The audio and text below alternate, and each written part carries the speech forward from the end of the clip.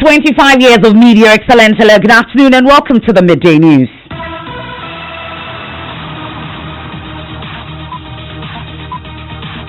This bulletin is coming to you live from the Joy 99.7 FM studios here in Kokomlimli at digital address GA0993341. Also live on Love 99.5 FM in Kumasi, affiliates across the country including ATL FM in Cape Coast, Kekeli Radio in Ho, and Radio Max in Takrade. It's on ABN Radio in London and around the world at myjoyonline.com. The news is brought to you by UMB Bank, UMB Speed Up, Digibank, Let's Go, and Teleso 4G. Just a touch. In this edition, don't jump the gun. Former Shraj Commissioner Justice Emil Short warns as he decries speculations over identity of government official 1, intermediary 5 in Airbus bribery scandal. And I'm not going to join the bandwagon to indulge in the speculation of who these individuals are. I think we should allow Martin Hamidou to conduct his investigation, then we'll have all the facts. More as he expresses confidence in special prosecutors' ability to get to the bottom of the matter. Statistics reveal as many as 49 persons have lost their lives in just 20 days in 6 tragic road crashes in the country.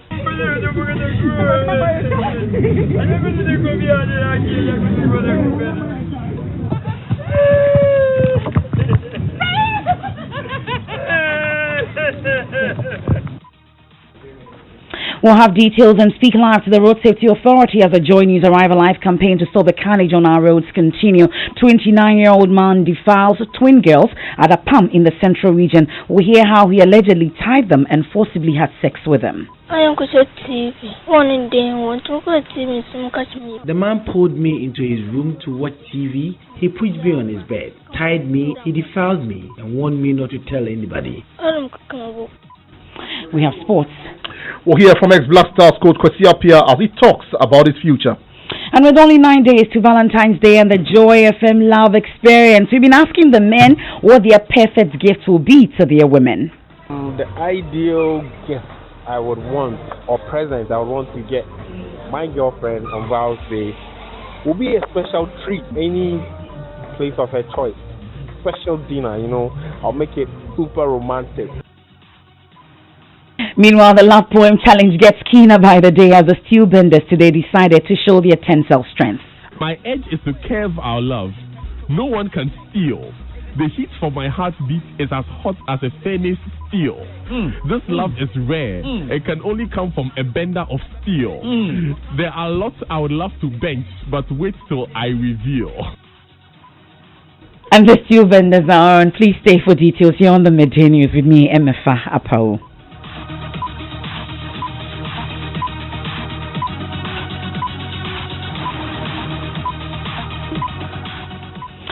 And let's start with our Arrive Alive campaign because at least 49 people have reportedly lost their lives in 6 crashes on our roads in the last 20 days.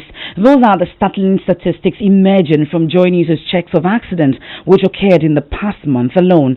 The National Road Safety Authority will be speaking to what it is doing to stem the tide of crashes shortly. But first, as we continue our Arrive Alive campaign to stop the carnage on our roads, Joy News' Henry Kwesibedu brings us a wrap of all these major accidents and the number of lives snuffed out in this report read to you.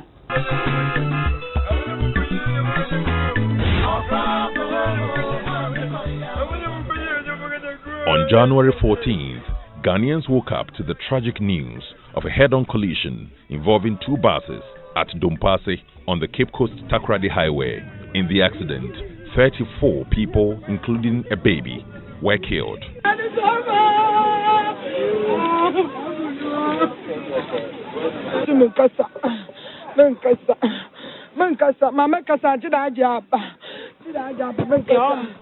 A 10-year-old girl who survived the gory accident lost both parents.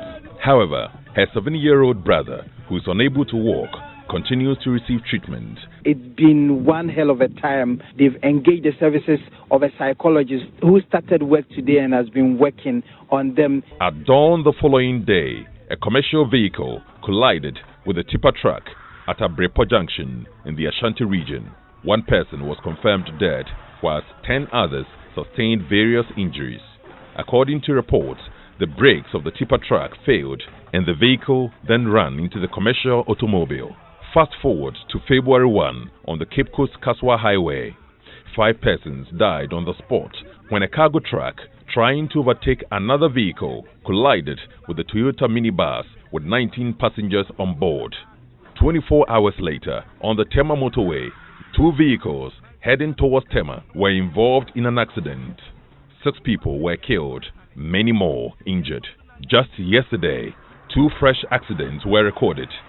In the first one, a second-year student of the University of Development Studies at WA was killed at Bonyato in the Savannah region. In the second, 2 more persons died later in the day after 2 motorcycles crashed into a cargo truck in separate accidents at a swamp in the eastern region. At least 14 people lost their lives in a matter of just 4 days, from Saturday, February 1 to Tuesday, February 4. In all this, the country has lost 49 lives: mothers, husbands, children, uncles, aunts, nephews, and nieces. Until some drastic and a holistic approach is taken to curb the carnage, more lives will be lost.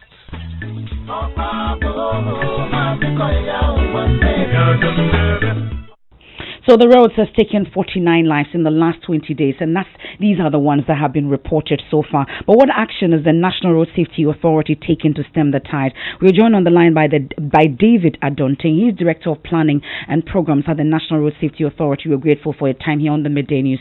So you've heard the statistics. They are very alarming. What is the authority doing in the wake of these incidents to prevent more lives being lost? Thank you very much. And may I say good afternoon to you and then to all our cherished listeners. We are very much aware of the statistics that have been put out there, and it is confirmed that the number of deaths recorded as per the statistics is true. Unfortunately, it is not something we were all expecting. Over the past 3 months or so, we scaled up our activities, our education, campaigns, moving around, interacting with the public, engaging the general public. And so these statistics are coming really as in contrary to what our expectations were. But nonetheless, we, as an authority, we have come out clearly saying that the crashes occurred as a result of indiscipline, the human errors on the part of the drivers in particular, and the motorcycle riders. We have said time and time and again that it is important for us as individuals to really change our behaviors, our mindset, and to abide by the rules and the regulations. We have used your media, and here let me commend your outfits, Joy News and your Joy FM, and all the people there for your initiative, as in the Arrive Alive campaign. And with this campaign, we have already pledged our support. And yesterday we had a meeting with your team at the Ministry of Transport, where we're looking at how we can better the partnership and even bring all the media groups on board. What it means is that we want to scale up the education and the campaigns across the country. Now, this is the best we can do. The best we can do is that we create greater awareness. And with this awareness, it is our expectation that individuals, in whichever capacity you find yourself, whether you're a vehicle owner, whether you're a driver, you're a transport operator, you're an individual as a passenger, a pedestrian, or a motorcycle rider or cycle rider, it is important that you listen to us and apply the messages that we are giving to you. We all know the laws. It is not like we don't know. We know the laws, but we are failing to apply them when we get into traffic. I think that is where we have a big challenge. Well, we'll continue to give you our support as Joy News and the entire multimedia. But while at it, though, we're learning that vehicles, commercial vehicles, are supposed to be carrying the masses of people, are not tested. We're told that no law binds them to do so. Has this come to your attention? Yes, and so we know that there are certain vehicles that are substandard, but they are still operating in the system. It is somebody's responsibility to ensure that these vehicles are brought back to standard before they operate. And here we have the DVLA, who is clearly aware. And so we must put in place, DVLA must put in place a mechanism to ensure that all these vehicles are inspected. And then they are given valid roadworthy certificates before they can operate. the transport operators themselves are also to ensure that vehicles that come to register with them and to pick passengers are also roadworthy and they go by the standards. It is important that vehicle owners, whoever owns the vehicle and is plying on a road as a commercial vehicle, must also be responsible. And here, the challenge is also onto the passengers. Whoever happens to be a passenger, if you go to a lorry station or a lorry terminal to pick a vehicle, I think when we see a rickety vehicle, we should know, and we should all complain about. That is why we at the authority say that it is a collective and shared responsibility. Well, Minister Dunton, just quickly before we wrap up, the last time we spoke, you indicated that you will consider suing the DVLA. What's the status of that action? Yes, and so DVLA currently is already moving around and inspecting these vehicles, which is a step in the right direction. In fact, for us at the National Road Safety Authority, we have earmarked the next 2 weeks, that is from next week and the following week, to move to all these transport operators and do the inspection with the DVLA, with the police, and then vehicles that are rickety, that are not roadworthy. Now we have devices that can test the roadworthiness of a vehicle, and then we flash them out. Whichever vehicle that we find that it's not standard vehicle for commercial purposes will be taken out of the system. In fact, these are some of the drastic measures that we are putting in place. We're also going to inspect the drivers' vehicle, their licenses, to see the ones that are fake. The ones that do not qualify and are not valid, will flash all of them out of the system. I think these drastic measures will start from next week, and that is exactly what we're going to do. We're grateful for your time. That's David Adonting. He's the Director of Planning and Programs at the National Road Safety Authority.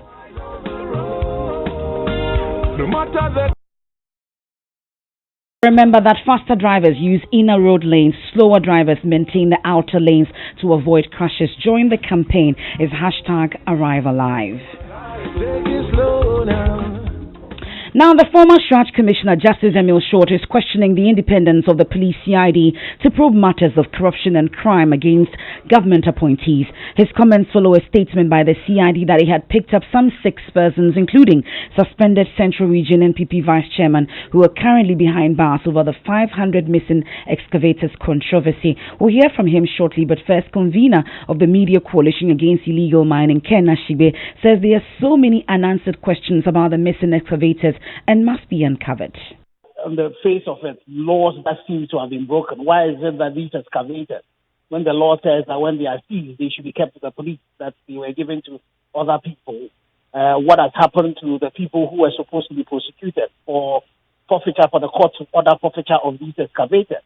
The interministerial committee themselves are talking about the fact that they were going to register all of these excavators, they were going to ensure that they tag them and then they track them. Why is it that this had not happened? Because if these had happened, then definitely it would have been difficult for these excavators to have been, diverted. And we need to ensure that we account for every excavator, every equipment that was seized. We know that it's being said that some excavators have been sold into Cote d'Ivoire and other places.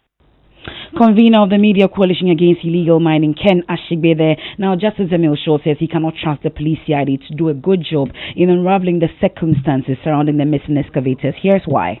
I sincerely hope that where political appointees are implicated in any criminal activity, the matter will be handled by independent institutions like either maybe Shraj, or if it's a matter that can be handled by the special prosecutor, is given to the special prosecutor and not the CID. I say this because, for example, the Australian visa scandal, the political appointees were investigated by the CID. They were exonerated. They came up. The CID has not released the report. We don't know what's in the report, and it's the same with the Interministerial Committee on Galamsey.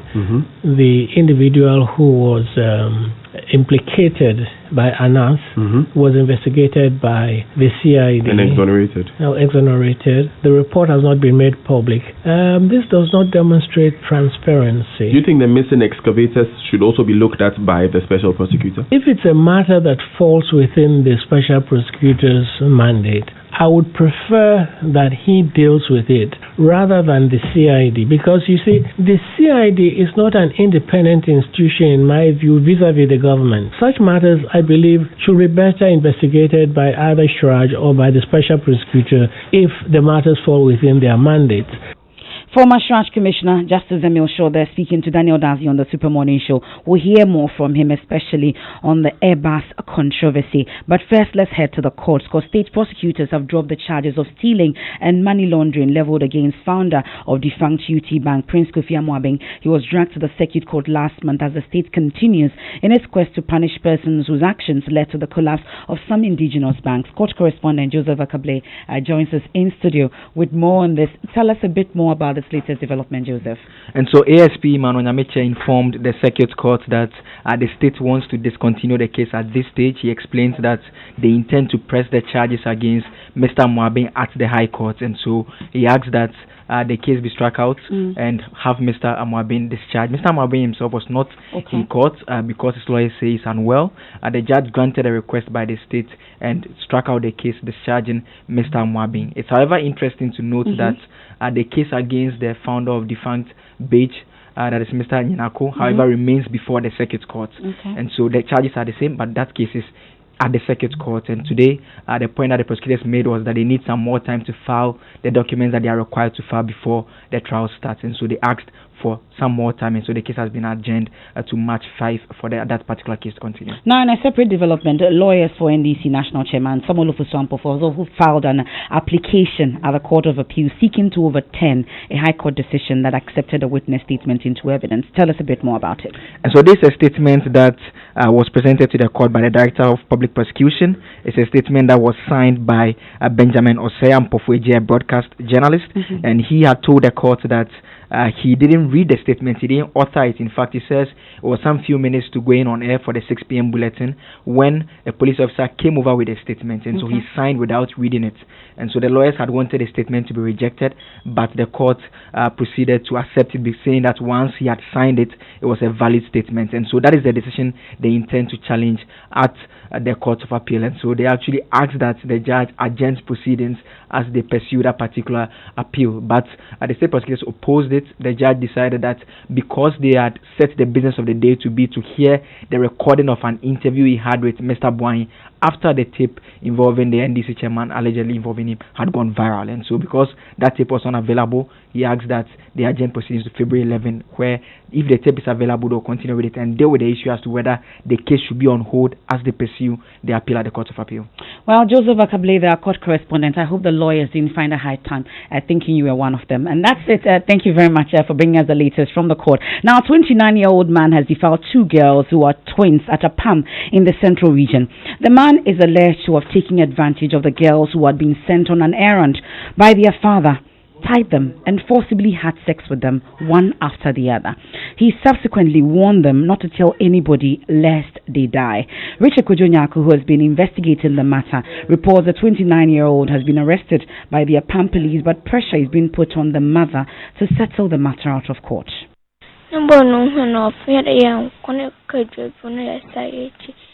The two girls, for the purposes of this story, would be called Isi and Eresi, share how they were brutally defiled by the 29-year-old man and warned not to tell anybody about it lest they die. The twins live with their mother in someone's uncompleted burden, where the mother has been asked to be the caretaker.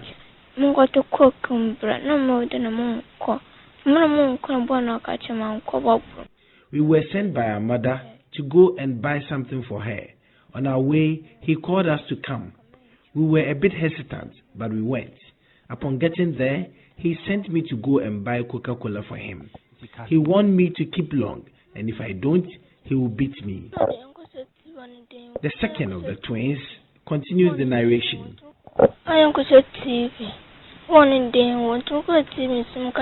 When my sister left, the man pulled me into his room to watch TV while we wait for my sister. When we got to the room, he pushed me on his bed, tied me and threatened me to keep quiet. Should I defy his orders, he would kill me. He defiled me and warned me not to tell anybody. Richard Kojonyako's report that he joins us on the line with more. Richard, how old are these girls? Hello, Richard. It appears my colleague Richard Kojonyako is unable to hear me, but we'll rectify that and hear from him again. Richard, can you hear me? I can hear you, Emefa. Okay, so I'm asking how old these girls are. The girls are 13 years. Well, but what's the latest? We know that the mother is being pushed to take this matter or settle the matter out of court. What's the latest on that? Well, so yesterday the police sent the suspect to the Swedru court, but unfortunately the court did not sit. And so today they are sending the suspect to another court where they are going to argue that the man be remanded so that investigation will continue. But when the case was brought to the attention of the police, the father of the suspect, of the 29-year-old man, attempted to prevailed on the mother of the twins to at least take the matter out of the police, and then they can go and settle the case amicably at home. So he would take care of the twins. You know, the woman is also a single mother, and they live in an uncompleted building, and so there is pressure that is mounting on the mother to take the case out of the court so they could go and settle. That's our Central Regional Correspondent, Richard Kojonyako, and it's a story that we are following closely. This is the Midday News here on Joy 99.7 FM. Our top story so far, statistics review, as many as 49 persons have lost their lives in just 20 days in recent road crashes in the country. Still to come, don't jump the gun. Former Commissioner Justice Emil Short warns as he decries speculations over identity of government official 1 and intermediary 5 in Airbus bribery saga. And I'm not going to join the bandwagon to indulge in the speculation of who these individuals are. I think we should allow Martin Amidu to conduct his investigation, then we'll have all the facts. And with only 9 days to Valentine's Day and the Joy Love Experience, we've been asking the men what their perfect gift to the women will be. The ideal gift I would want, or present I would want to get my girlfriend on Val's Day, will be a special treat, any place of her choice. Special dinner, you know, I'll make it super romantic. What a gift. Meanwhile, the love poem challenge gets keener by the day as the steel benders decided to show their tensile strength. My edge is to curve our love. No one can steal. The heat for my heartbeat is as hot as a furnace steel. This love is rare. It can only come from a bender of steel. There are lots I would love to bench, but wait till I reveal. UMB was established in 1972 as the premier bank for the corporate and private sector in Ghana. From our very beginning, as the only Ghanaian bank serving all categories of businesses, we set a standard for excellence and innovation over the past 45 years. We've built a financially healthy and strong bank, demonstrated our commitment to our customers and to growing businesses, and exhibited originality and innovation at every turn. At UMB, our focus is built around people, service, products, and technology. These are the key to our present success and our future triumphs. At UMB, we're poised to make a difference not only with our customers, but also in the banking industry. We invite you to share in our future. Our future starts now with you.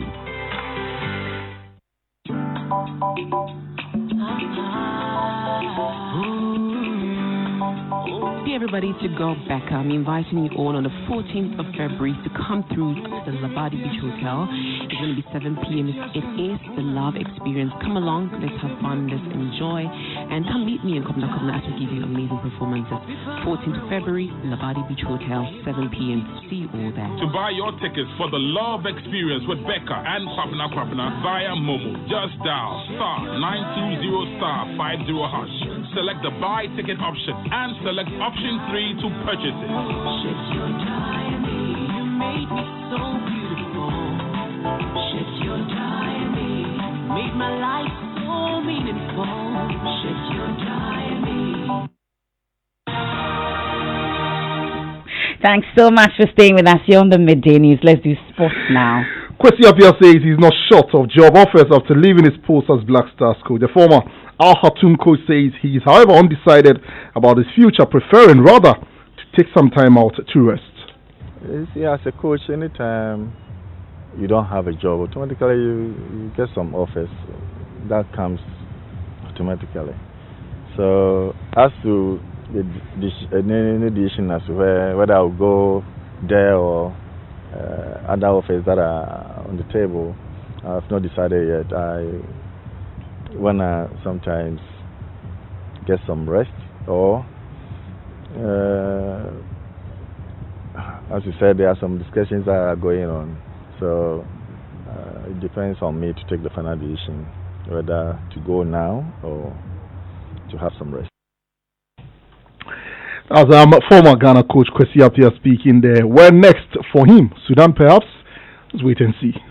We'll see. Now let's go back to the former Commissioner on Human Rights and Administrative Justice, Justice Emil Shaw. This time, he says the speculations over the identity of government officials involved in the Airbus bribery saga amount to jumping the gun. He believes Special Prosecutor Martin Amidu must be left to make this discovery in good time. Airplane manufacturer Airbus SC was recently fined $3 billion for bribing officials in 6 countries, including Ghana. We'll hear from him shortly, but first, here's a story on the Airbus saga so far.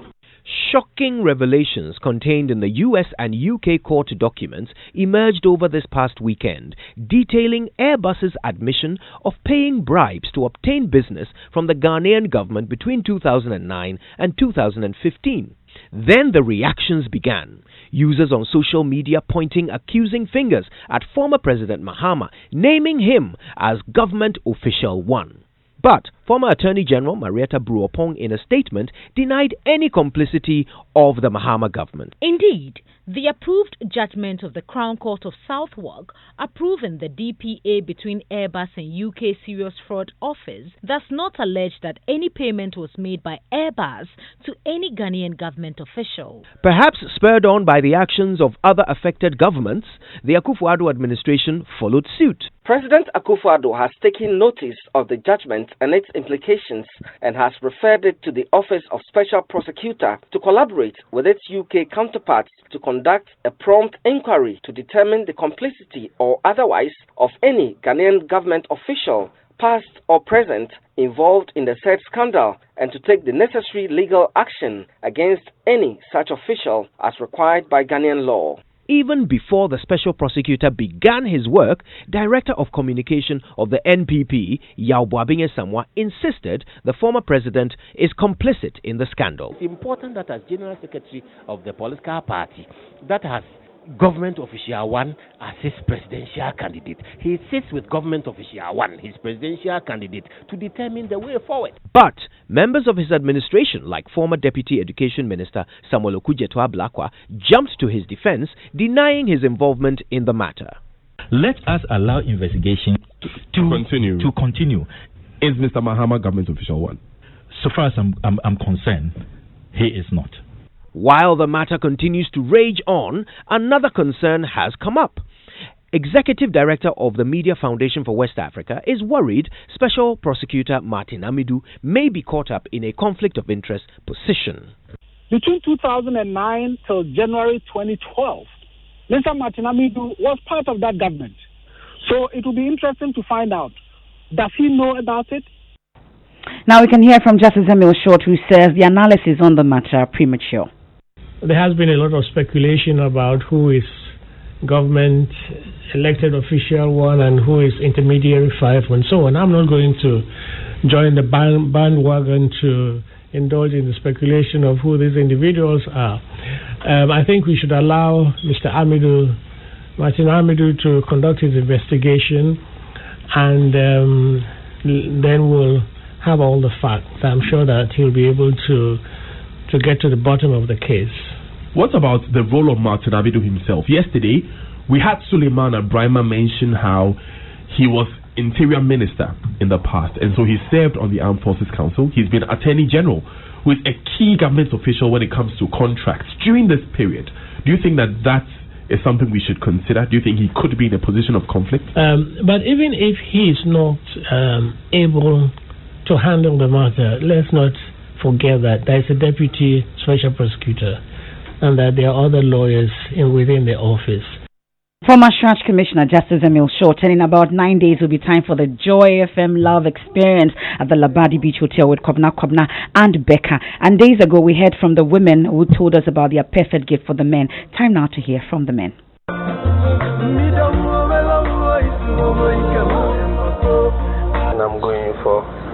some dresses that she liked, and then I'll try and get a hamper with bunny and chocolate and wine, and and I'm speaking with someone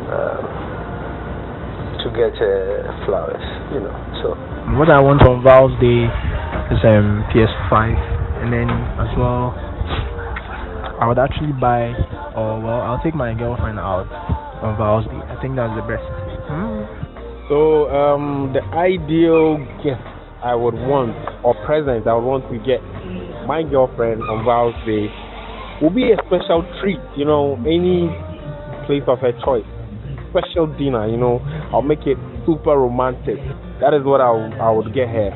And I will probably want her not to get me anything special, but to be with me the whole day.